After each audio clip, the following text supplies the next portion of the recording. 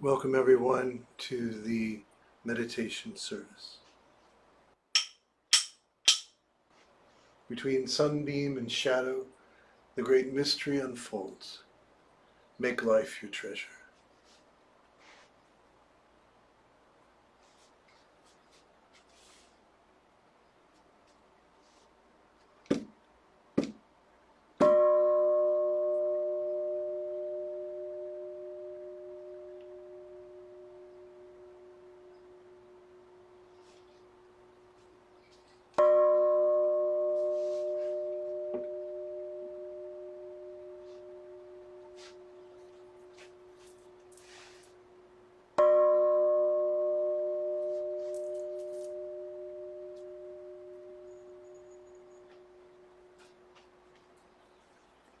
Namo Furupas. Namo Furupas. Namo Food Wolves.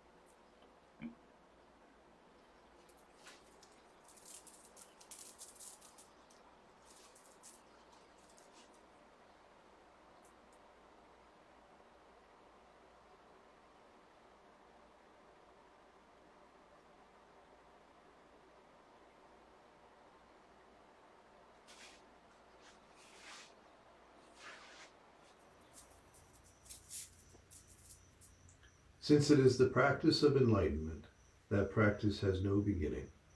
And since it is enlightenment within the practice, that realization has no end.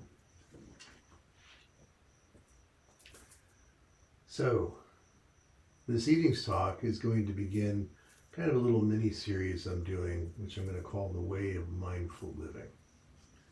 And so each week I'll present a different topic that hopefully folks will find helpful to them in their practice. So the first one that I'm going to talk about tonight is to answer a question that may not be evident to people at first, but something that, if you think about it more deeply, sometimes becomes a question. And that question with regard to spirituality is, what's more important, knowledge or experience?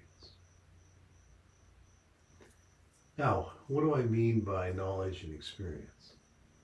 Well, for a lot of folks, the religious belief or the religious experience, the spiritual experience, and I know that some people have trouble with the word religion today, that it carries a lot of baggage for folks. And I'm okay with that, although I always try, as a lover of words, to bring words back to life, especially as they've been beaten about a little bit. So the word religion for me is not a dirty word. I actually kind of like it. And the word itself means to bring together. So the word religion itself means to bring something together. It comes from the same etymology as the word for ligament, which is to hold something together. So I kind of think of religion as another expression of the word oneness. But we'll put that aside for the time being, and we'll just use the popular term, spirituality. So what is spirituality? For a lot of people today, spirituality is about a feeling.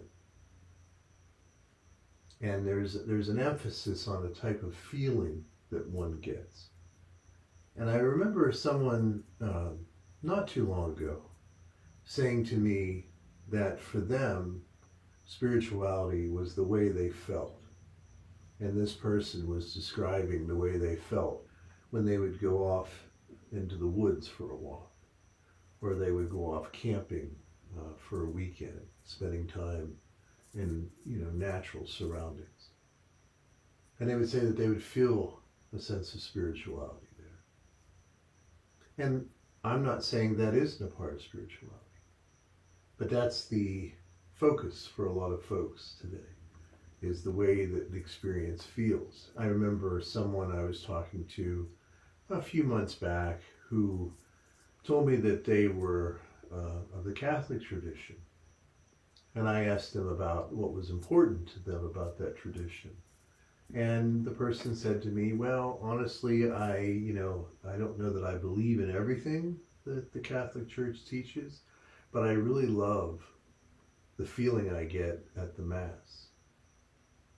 And so it struck me that here were two people, one coming from a more traditional religious tradition, and someone else coming from a more, you might say, nature-oriented tradition. But they were both saying the same thing, that the feeling for them that they got was the thing that mattered. Now, again, I'm not saying that a feeling isn't a part of our spiritual experience.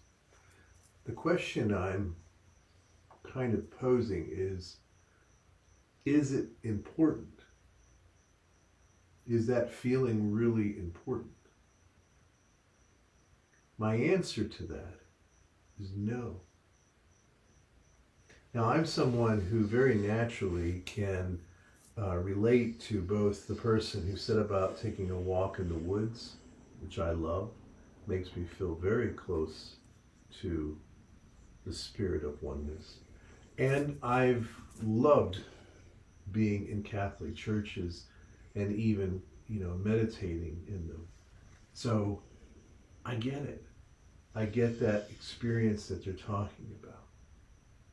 But I think the problem is that when we emphasize a feeling as a way of describing our spiritual practices, it's tricky. And here's why.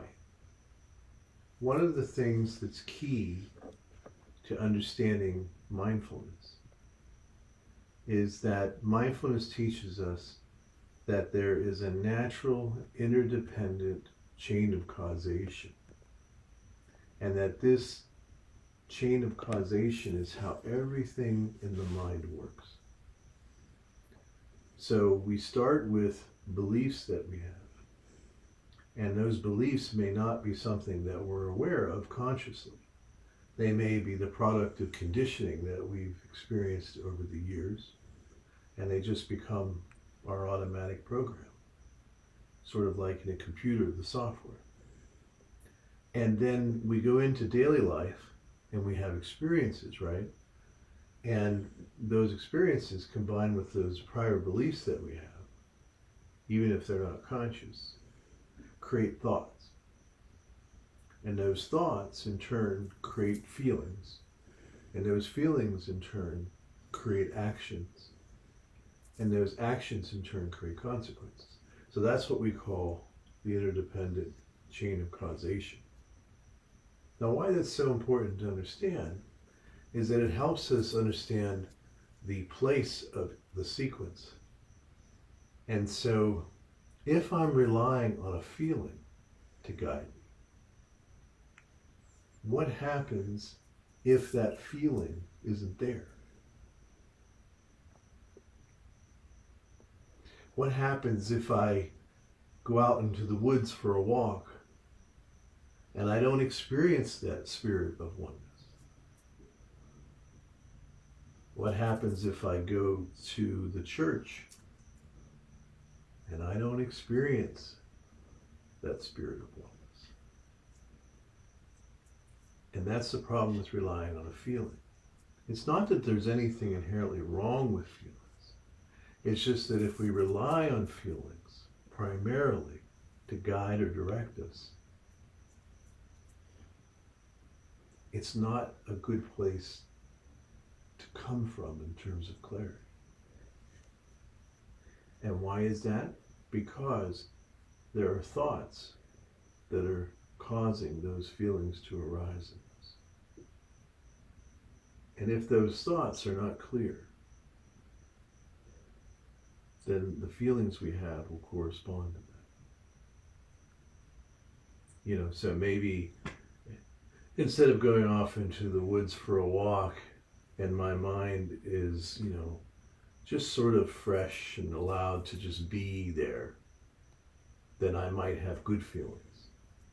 But let's say I go into the woods and I'm feeling kind of down, and maybe my mind is filled with obsessive thoughts, and I carry those into the forest. I might turn the woods into a very dark place. Likewise, if I learn something about the church and maybe I hear some story about the church that disturbs me in some way, then when I go inside the church, I may not have that same feeling. And so that's the problem with letting feelings guide us. And the thing that the way of mindful living teaches us is that we should not allow our feelings to guide our sense of direction about anything. And there's nothing wrong with feelings. Feelings are the natural outflow of thoughts. But using thoughts to guide what we do is just not advised. And relying on feelings to guide us is not advisable. We might take the same thing into relationships. We might say today, wow, I really just love being with this person. Let's say it's a friend. Let's not even get into a lover. That's even more powerful in terms of emotion. But let's say it's a friend, and I really like being with that friend, right? But then something happens, right? Something happens between us. We have an argument. We have some kind of disagreement, which happens to all friends. And what we find is we're no longer feeling the same way. And so if we allow our feelings to guide us, then that's how a lot of times relationships end up not continuing, because we let that emotion tell us what we should do. So very clearly, the instruction we get in the way of mindful living is that we do not trust our thoughts to guide us. And that doesn't mean that we can't enjoy the good thoughts and we can't learn from the feelings that we don't like. In other words, when I'm having a good feeling, I can just enjoy that good feeling. Now, it still works the same way. A good feeling is going to follow from a clear thought. A good feeling is going to follow from a clear thought. But a good feeling could also come from a thought that has a lot of attachment, or it has a lot of aversion to it, right? The attachment might be, oh, I found out that I'm going to be going somewhere that I really love to go and travel to, right? So now I'm feeling pleasurable. And then I find out the next day that something happened and now I can't go. So now I'm not feeling so happy. It works the same way.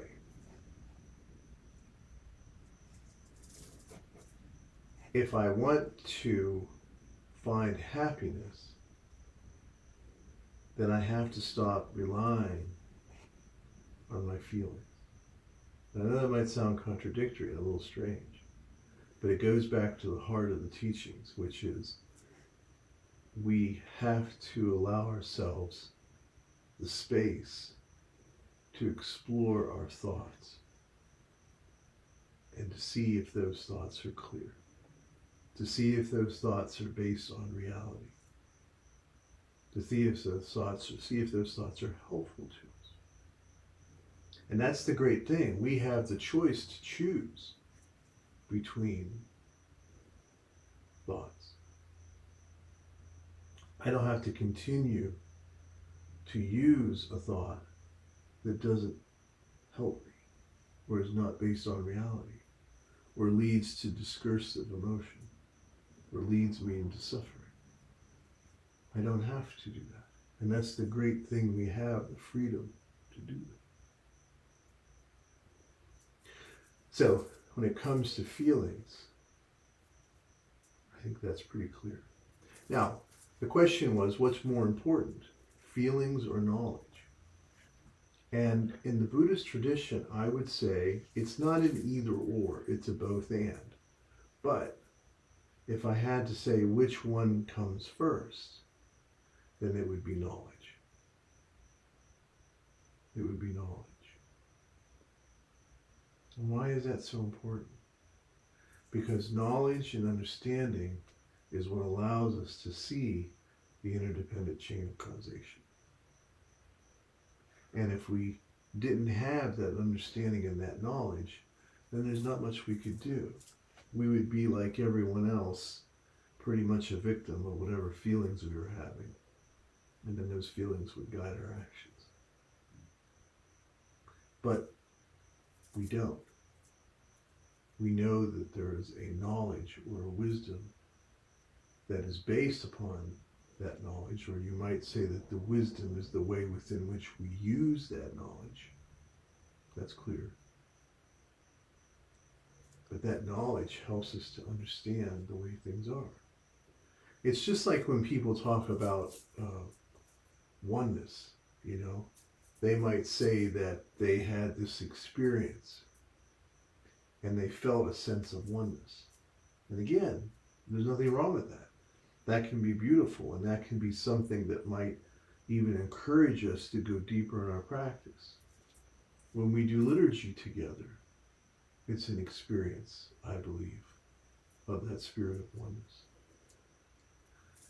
But if I'm relying on my feelings and not that knowledge, then I might start to put the experience or feeling above the knowledge. When I was growing up as a kid in the Christian tradition, there were people that spoke in tongues. So I don't know if you've ever heard that before. The fancy term for it is glossolalia. And those who could speak in tongues were considered to have a gift. And then there was some that could interpret what was said, right? Because they were speaking with the tongues of angels, although often it just sounded like gibberish.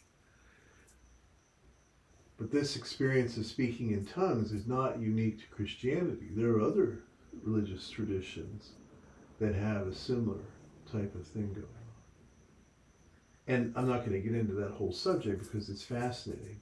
But essentially what would happen is that the people that were speaking in tongues, which they sometimes called them the charismatics, that they began to feel more special.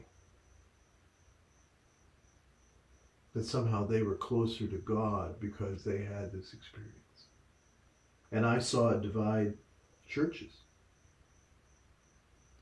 Churches would split in half. between those who were of the charismatic orientation and those who were not. Now, in Buddhism, we don't have any speaking in tongues. I think the closest thing you might get is certain sort of Tibetan traditions that might have something close to that. But that's a bit of the Tibetan culture that became part of the Buddhist tradition. But in the Buddhist tradition itself, there isn't really anything like that.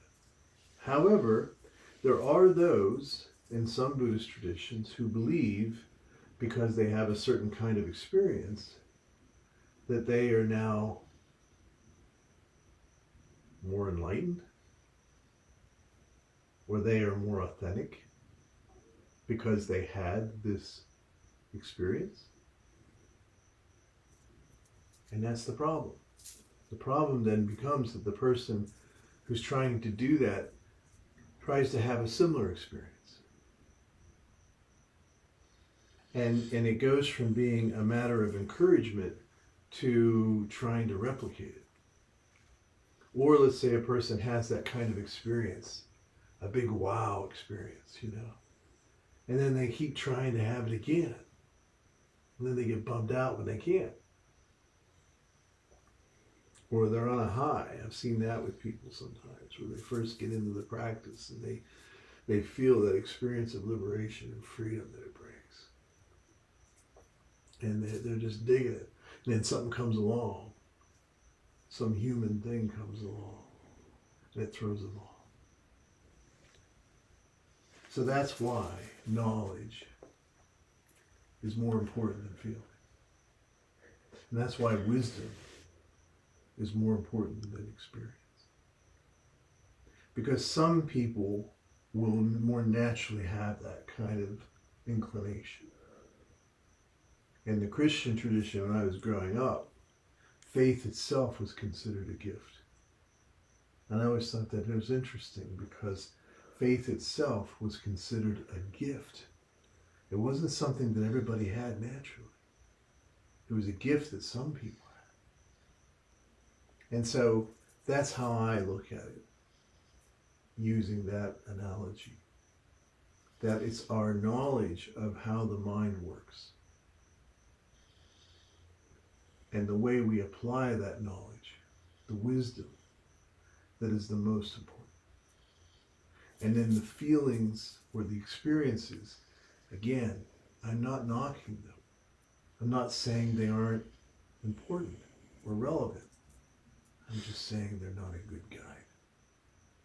And I say that as a matter of encouragement because I know a lot of people who just don't have a lot of feeling when it comes to the practice.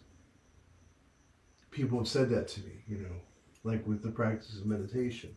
Well, I don't get it. What am I supposed to feel? And I tell them, well, you don't have to feel anything. That's not the point. The point is to gain the knowledge that you gain from the practice of samadhi, concentration, observing, and the practices of the 4 questions, where we break down and analyze a question or a problem that has arisen in our life. That's the knowledge that's important. And the feelings will come along. But we don't want to put the cart before the horse. So if you look at it that way, that's how I'll finish with that image. That it's the cart and the horse. They're both together. They're both important. One pulls, one carries. And we need both. But knowledge is the horse. Feelings are the cart. Wisdom is the horse. Experience is the cart. So I hope that's helpful, and I hope for those of you that haven't had a lot of big wow experiences, that'll encourage you to realize that you can benefit and experience the true happiness of the practice without relying on having some big peak moment.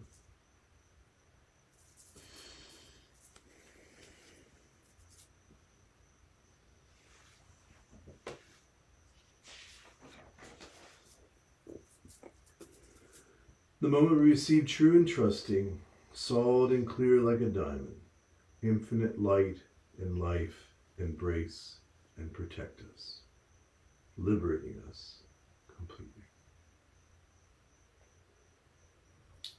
Let us say together the four immeasurable vows. Sentient beings are numberless, I vow to liberate them. Delusions are endless, I vow to end them. The ways of compassion and wisdom are boundless, I vow to embody them. The way is unattainable, I vow to attain it.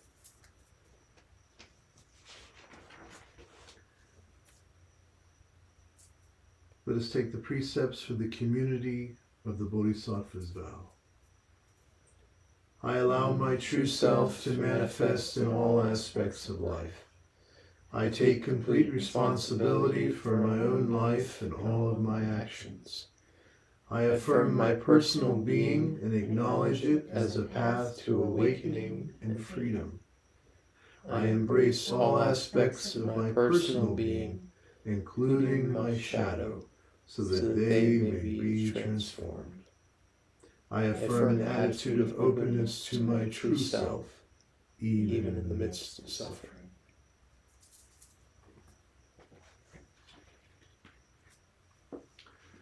We will now begin our offering of incense. I would encourage each of you to offer incense at your home altar. And we will also be sharing a chant together, and that will be the Heart Sutra. So please follow along.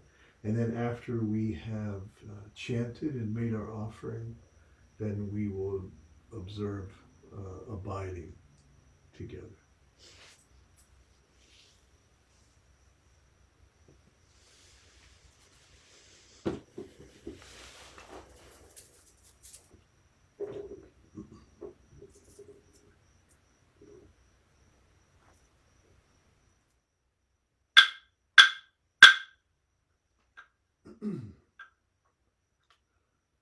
Gate, gate, hira gate, gate, gate, bodhiswa,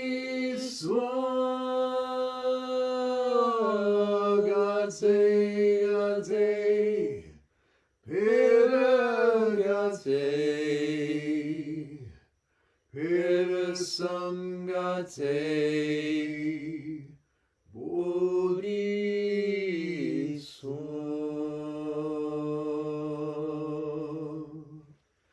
Hira samgate,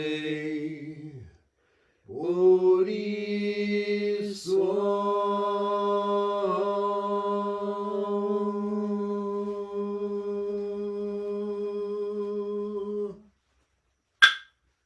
Gate, gate, pera gate, gate, gate, bodhiswa,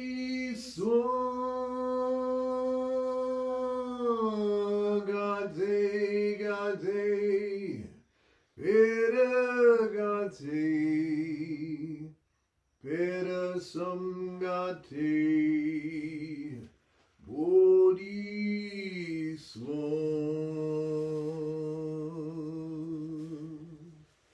Hira samgate,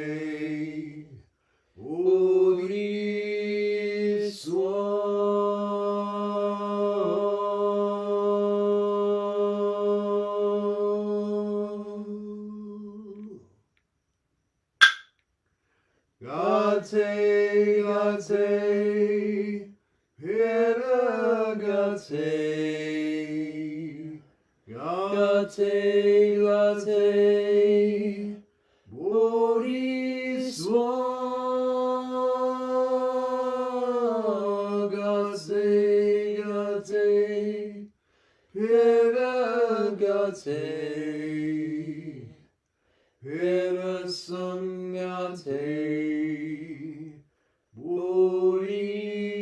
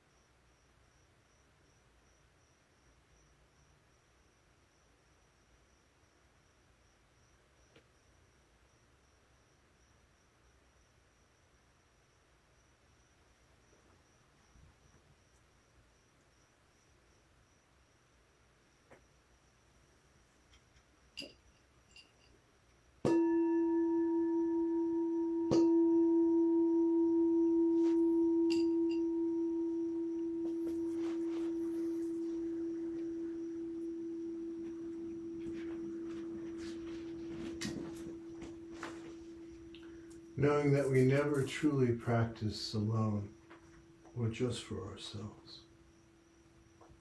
Let us offer the merit of our own practice by reciting together the Bodhisattva's Gata.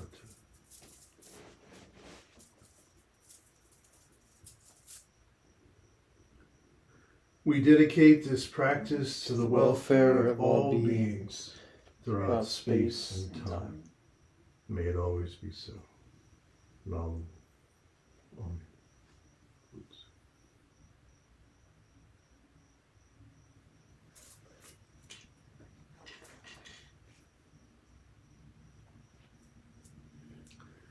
That concludes tonight's service and ceremony. I hope you found it helpful. If you go to our website at senseitony.com and you're looking for counseling, mindfulness counseling, spiritual guidance, that's one of the main things we do. Just reach out to us, send us an email. We're there to help. If you're interested in becoming a part of the community and having more interaction with myself and with other folks in the Sangha, again, send us an email, go to the website, and we'll hook you up, as they say. And then finally, if you find that there is this calling in your life, a calling to service, to practice your path by serving others as a teacher, as a priest, then I would encourage you to reach out and explore our seminar. Blessings on all of you.